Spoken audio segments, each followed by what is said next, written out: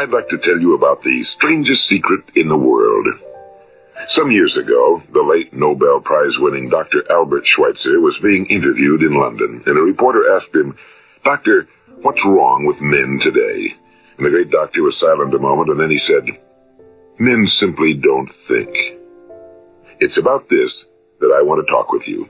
We live today in a golden age. This is an era that man has looked forward to, dreamed of, and worked toward for thousands of years. But since it's here, we pretty well take it for granted.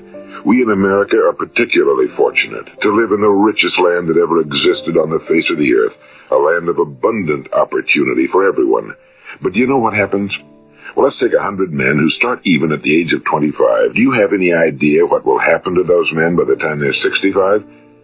These 100 men who all start even at the age of 25 believe they're going to be successful. If you ask any one of these men if he wanted to be a success, he'd tell you he did. And you'd notice that he was eager toward life, that there was a certain sparkle to his eye, an erectness to his carriage, and life seemed like a pretty interesting adventure to him. But by the time they're 65, 1 will be rich. 4 will be financially independent. 5 will still be working. 54 will be broke. Now think a moment. Out of the 100, only 5 make the grade. Now why do so many fail? What has happened to the sparkle that was there when they were 25? What's become of the dreams, the hopes, the plans? And why is there such a large disparity between what these men intended to do and what they actually accomplished? When we say about 5% achieve success, we have to define success. And here's the best definition I've ever been able to find. Success is the progressive realization of a worthy ideal.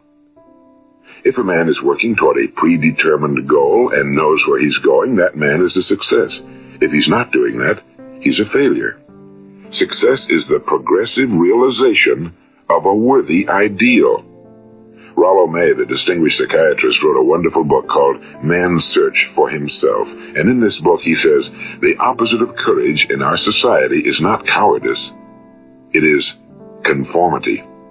And there you have the trouble today. It's conformity, people acting like everyone else without knowing why, without knowing where they're going. Now think of it. In America right now, there are over 18 million people 65 years of age and older. And most of them are broke. They're dependent on someone else for life's necessities. Now, we learn to read by the time we're 7. We learn to make a living by the time we're 25. Usually by that time, we're not only making a living, we're supporting a family. And yet by the time we're 65, we haven't learned how to become financially independent in the richest land that has ever been known. Why? We conform. And the trouble is that we're acting like the wrong percentage group, the 95 who don't succeed. Now, why do these people conform? Well, they really don't know. These people believe that their lives are shaped by circumstances, by things that happen to them, by exterior forces. They're outer-directed people. A survey was made one time that covered a lot of men, working men, and these men were asked, "Why do you work? Why do you get up in the morning?" 19 out of 20 had no idea. If you ask them, they'll say, well, everyone goes to work in the morning, and that's the reason they do it, because everyone else is doing it. Now let's get back to our definition of success. Who succeeds? The only person who succeeds is the person who is progressively realizing a worthy ideal. He's the person who says, I'm going to become this, and then begins to work toward that goal. I'll tell you who the successful people are. A success is the school teacher who's teaching school because that's what he or she wants to do. The success is the woman who's a wife and mother because she wanted to become a wife and mother and is doing a good job of it. The success is the man who runs the corner gas station because that was his dream. That's what he wanted to do. The success is the successful salesman who wants to become a top-notch salesman and grow and build with his organization. A success is anyone who is doing deliberately a predetermined job because that's what he decided to do deliberately. But only 1 out of 20 does that. That's why today there isn't really any competition unless we make it for ourselves. Instead of competing, all we have to do is create. You know, for 20 years, I looked for the key which would determine what would happen to a human being. Was there a key I wanted to know which would make the future a promise that we could foretell to a large extent? Was there a key that would guarantee a person's becoming successful if he only knew about it and knew how to use it? Well, there is such a key, and I found it. Have you ever wondered why so many men work so hard and honestly without ever achieving anything in particular, and others don't seem to work hard and yet seem to get everything? They seem to have the magic touch. You've heard them say that about someone. Everything he touches turns to gold. And have you ever noticed that a man who becomes successful tends to continue to become successful? And on the other hand, have you noticed how a man who's a failure tends to continue to fail? Well, it's because of goals. Some of us have goals, some don't. People with goals succeed because they know where they're going. It's that simple. Think of a ship leaving a harbor, and think of it with the complete voyage mapped out and planned. The captain and crew know exactly where it's going and how long it'll take. It has a definite goal. Now, 9,999 times out of 10,000, it will get to where it started out to get. Now, let's take another ship, just like the first, only let's not put a crew on it or a captain at the helm. Let's give it no aiming point, no goal, no destination. We just start the engines and let it go. I think you'll agree with me that if it gets out of the harbor at all, it will either sink or wind up on some deserted beach, a derelict. It can't go anyplace because it has no destination and no guidance, and it's the same with a human being. Take the salesman, for example. There's no other person in the world today with the future of a good salesman. Selling is the world's highest paid profession, if we're good at it and if we know where we're going. Every company needs top-notch salesmen, and they reward those men. The sky's the limit for them. But how many can you find? Someone once said the human race is fixed, not to prevent the strong from winning, but to prevent the weak from losing. The American economy today can be likened to a convoy in time of war. The entire economy is slowed down to protect its weakest link, just as the convoy had to go at the speed that would permit its slowest vessel to remain in formation. That's why it's so easy to make a living today. It takes no particular brains or talent to make a living and support a family today. So we have a plateau of so-called security, if that's what a person's looking for. But we do have to decide how high above this plateau we want to aim. Now let's get back to the strangest secret in the world, the story that I wanted to tell you today. Why do men with goals succeed in life and men without them fail? Well, let me tell you something which, if you really understand it, will alter your life immediately. If you understand completely what I'm going to tell you from this moment on, your life will never be the same again. You will suddenly find that good luck just seems to be attracted to you. The things you want just seem to fall in line, and from now on you won't have the problems, the worries, the gnawing lump of anxiety that perhaps you've experienced before. Doubt, fear, well, they'll be things of the past. Here's the key to success and the key to failure. We become what we think about. Now let me say that again. We become what we think about. Throughout all history, the great wise men and teachers, philosophers and prophets have disagreed with one another on many different things. It's only on this one point that they are in complete and unanimous agreement. Listen to what Marcus Aurelius, the great Roman emperor, said. A man's life is what his thoughts make of it. Disraeli said this, everything comes if a man will only wait. I've brought myself by long meditation to the conviction that a human being with a settled purpose must accomplish it, and that nothing can resist a will that will stake even existence for its fulfillment. Ralph Waldo Emerson said this, a man is what he thinks about all day long. William James said, the greatest discovery of my generation is that human beings can alter their lives by altering their attitudes of mind. And he also said, we need only in cold blood act as if the thing in question were real, and it will become infallibly real by growing into such a connection with our life that it will become real. It will become so knit with habit and emotion that our interest in it will be those which characterize belief. And he also said, if you only care enough for a result, you will almost certainly attain it. If you wish to be rich, you will be rich. If you wish to be learned, you will be learned. If you wish to be good, you will be good. Only you must then really wish these things and wish them exclusively, and not wish at the same time 100 other incompatible things just as strongly. In the Bible, you read in Mark 9:23, if thou canst believe, all things are possible to him that believeth. My old friend Dr. Norman Vincent Peale put it this way, this is one of the greatest laws in the universe. Fervently do I wish I had discovered it as a very young man. It dawned upon me much later in life, and I found it to be one of the greatest, if not my greatest discovery outside of my relationship to God. The great law, briefly and simply stated, is that if you think in negative terms, you will get negative results. If you think in positive terms, you will achieve positive results. That is the simple fact, he went on to say, which is at the basis of an astonishing law of prosperity and success. In 3 words, believe and succeed. William Shakespeare put it this way: our doubts are traitors and make us lose the good we oft might win by fearing to attempt. George Bernard Shaw said, people are always blaming their circumstances for what they are. I don't believe in circumstances. The people who get on in this world are the people who get up and look for the circumstances they want, and if they can't find them, make them. Well, that's pretty apparent, isn't it? And every person who discovered this for a while believed that he was the first one to work it out. We become what we think about. Now, it stands to reason that a person who's thinking about a concrete and worthwhile goal is going to reach it, because that's what he's thinking about, and we become what we think about. Conversely, the man who has no goal, who doesn't know where he's going, and whose thoughts must therefore be thoughts of confusion and anxiety and fear and worry, becomes what he thinks about. His life becomes one of frustration and fear and anxiety and worry. And if he thinks about nothing, he becomes nothing. Now, how does it work? Why do we become what we think about? Well, I'll tell you how it works as far as we know. Now, to do this, I want to tell you about a situation that parallels the human mind.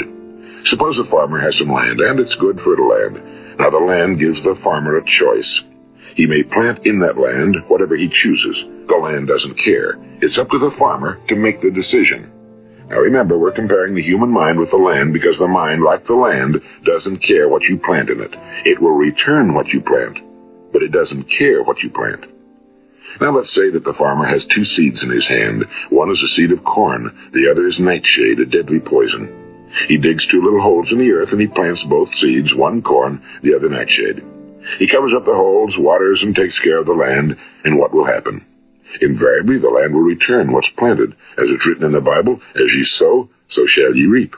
Now remember, the land doesn't care. It'll return poison in just as wonderful abundance as it will corn. So up come the 2 plants, one corn, one poison. Now, the human mind is far more fertile, far more incredible and mysterious than the land, but it works the same way. It doesn't care what we plant. Success, failure.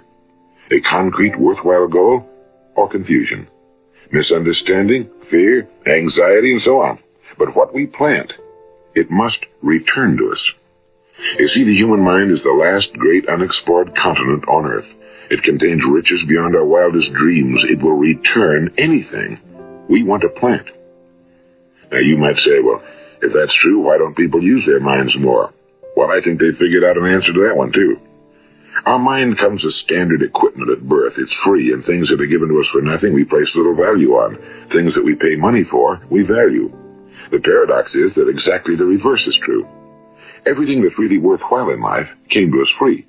Our minds, our souls, our bodies, our hopes, our dreams, our ambitions, our intelligence, our love of family and children and friends and country, all these priceless possessions are free. But the things that cost us money are actually very cheap and can be replaced at any time. A good man can be completely wiped out and make another fortune. He can do that several times. Even if our home burns down, we can rebuild it. But the things we got for nothing, we can never replace.